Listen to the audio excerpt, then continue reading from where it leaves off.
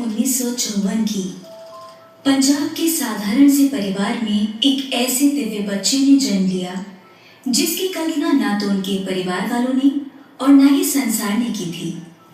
ये कहानी है महादेव के मानव अवतार की। ये कहानी है एक ऐसे गुरु की जिसने न जाने कितने ही भक्तों को उनके जीवन में सही राह दिखाई। ये कहानी है श्री निर्मल सिंह महाराज की। ये कहानी है हम सबके प्यारे गुरुजी की।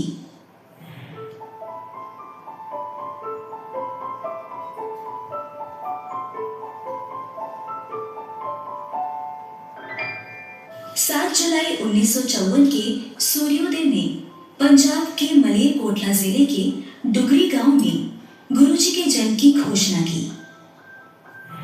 गुरुजी एक विनम्र परिवार में जन्मे थे।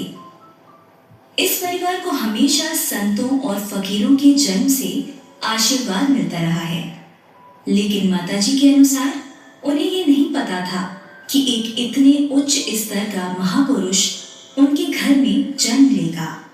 7 जुलाई के दिन जिस दिन गुरुजी का जन्म हुआ था, तब एक दाई ने एक सांप और एक अजीब प्रकार के उज्जवल प्रकाश को देखा।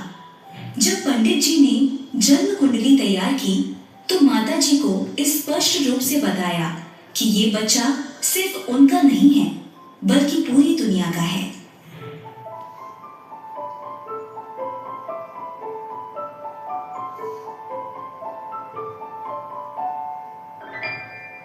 गुरुजी ने अपना प्रारंभिक जीवन डुगरी के आसपास ही बिताया।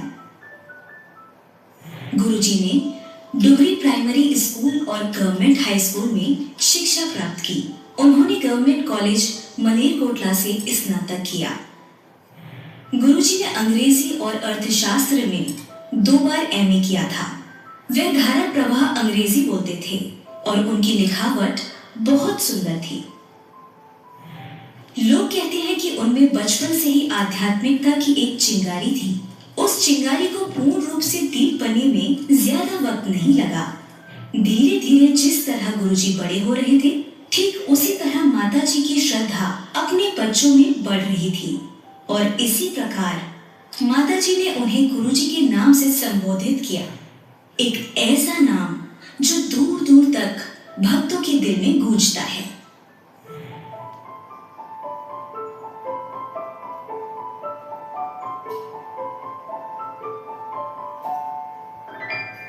गुरुजी ने 1975 में अपने घर और गांव को छोड़ दिया था।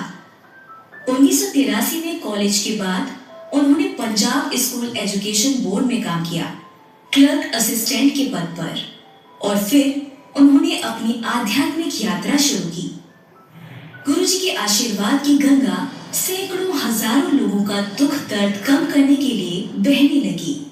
गुरुजी जालंधर, चंडीगढ़, पंचकुला और नई दिल्ली सहित विभिन्न स्थानों पर बैठने लगे और यहीं से सत्संग की शुरुआत हुई।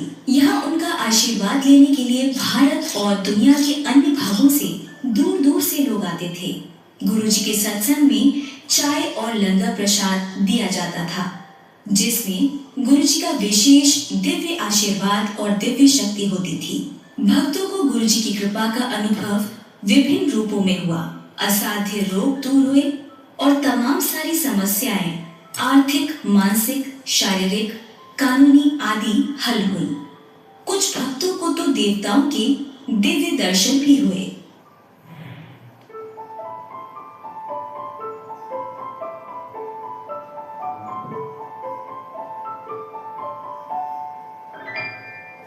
गुरुजी स्वयं भगवान शिव के अवतार हैं और उनमें से एक दिव्य खुशबू उत्पन्न होती थी जो स्वर्गीय गुलाबों के समान होती थी। आज भी जब उनका भौतिक रूप हम लोगों के साथ नहीं है, तब भी ऐसी खुशबू का एहसास होता है। ये उनकी उपस्थिति का प्रमाण देता है। गुरुजी के दरवाजे सभी के लिए खुले थे, न किसी धर्म, न किसी वर्ग के। सभी उनके आशीर्वाद की तलाश में थे। राजनेता, व्यवसायी, नौकरशाह और सशस्त्र सेवाकर्मी उनके आशीर्वाद के लिए पंक्तिबद्ध होते थे।